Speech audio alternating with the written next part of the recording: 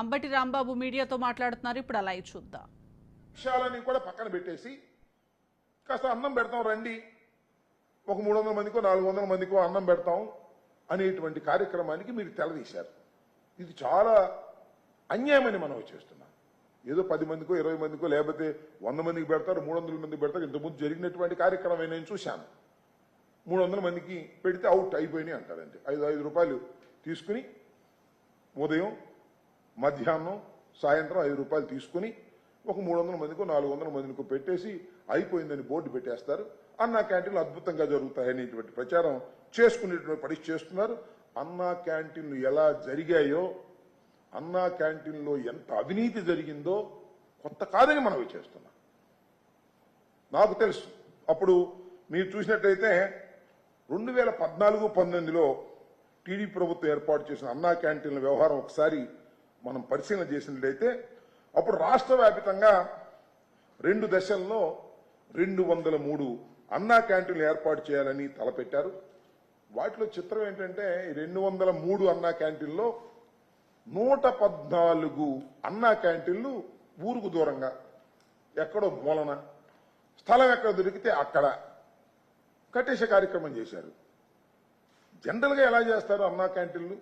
10 మంది పోగే చోట బస్ స్టాండ్లోను లేకపోతే మరొక చోట మంచి సెంటర్లోను పెట్టి అక్కడ అన్నా క్యాంటీన్లు ఓపెన్ చేస్తారు. అలా కాదు, అన్నా క్యాంటీన్ కట్టడం, ఆ కాంట్రాక్టర్కి డబ్బులు ఇవ్వడం, లేదా అన్నా క్యాంటీన్లో ఫుడ్ వండటం, దానిలో అవినీతి చేయటం, దీనికే పరిమితం అయిపోయింది. కాబట్టి స్థలాలు ఎక్కడైనా పర్వాలేదు అని ఊరికి దూరంగా మానవ సంచారం తక్కువగా ఉండే చోట్ల అన్నా క్యాంటీన్లు కట్టేసే స్థలం ఎక్కడ దొరికితే అక్కడ అన్నా క్యాంటీన్లు కట్టేయండి అనేటువంటి పద్ధతుల్లో దీనికి 76.22 కోట్ల రూపాయలు ఖర్చు చేశారు.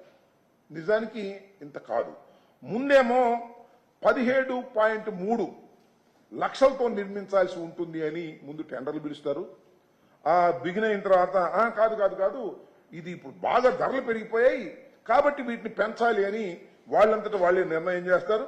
దాంతో ఏం చేస్తారంటే 2010 చొప్పున చేయాల్సిన దాన్ని మళ్ళా చదరపు అరుగురికి 2010 2100 అని నిర్ణయించారు ముందు. తర్వాత 4,585 రూపాయలు పెంచేశారు ఒకసారిగా కాంట్రాక్టర్కి. పెంచేసి అదనంగా 17,030 లక్షలు ఇవ్వాల్సింది దాన్ని పెంచేశారు. పెంచేసి 76.22 కోట్ల ఖర్చుతో దాన్ని నిర్మించారు.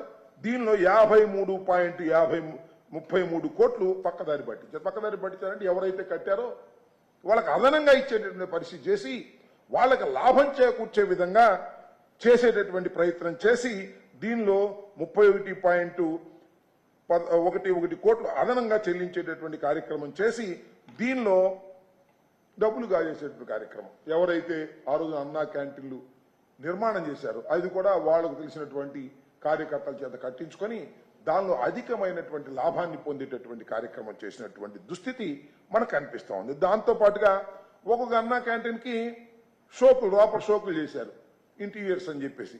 దానికి 8.98 లక్షలు ఒక్కో దానికి ఖర్చు పెట్టి దానికి 18.72 కోట్లు ఖర్చు చేశారు. ఈ విధంగా అన్నా క్యాంటీన్లు అనేటువంటివి అవినీతి కూపాలుగా మారిపోయాయి ఆ రోజుల్లో. దీని మీద ఒక కమిటీ వేసి ఎంక్వైరీ చేసి ఆ కమిటీ ఇచ్చిన రిపోర్ట్ ప్రకారం నేను చదువుతా ఉన్నాను ఈ విషయాలన్నీ కూడా. అన్నా క్యాంటీన్లు ప్రారంభించే ముందు అన్నా క్యాంటీన్ల నిర్మాణంలో విపరీతమైన దోపిడీ కార్యక్రమం చేసి డబ్బులు కాజేసే కార్యక్రమం చేసి తర్వాత అన్నా క్యాంటీన్లు ఓపెన్ చేశారు. అన్నా క్యాంటీన్లు ఓపెన్ చేసిన దానిలో కూడా ఏం జరుగుతూ ఉంటుందంటే అన్నా క్యాంటీన్ ఫుడ్ దగ్గర కూడా చాలా కష్టమైనటువంటి పరిస్థితులు ఏర్పాటు చేసే కార్యక్రమం చేసినటువంటి సందర్భాలు ఉన్నాయి. ఇవాళ చూస్తున్నాం మనం. ఎవరికి ఇచ్చారయ్యా మీరు అంటే, సరే అక్షయ పాత్రకి ఇస్తే అది స్వచ్ఛందంగా చేస్తున్నటువంటి సంస్థ, దాన్ని ఏం తప్పు పట్టరులా.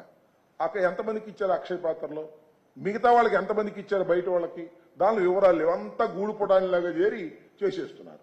అదేమంటే ఏదో పార్టీ తరపున పెట్టినట్టుగా, చంద్రబాబు నాయుడు గారు సొంత డబ్బులతో పెట్టినట్టుగా, లేదా నారాయణ గారు సొంత డబ్బులతో పెట్టినట్టుగా అన్నా క్యాంటీన్ల మీద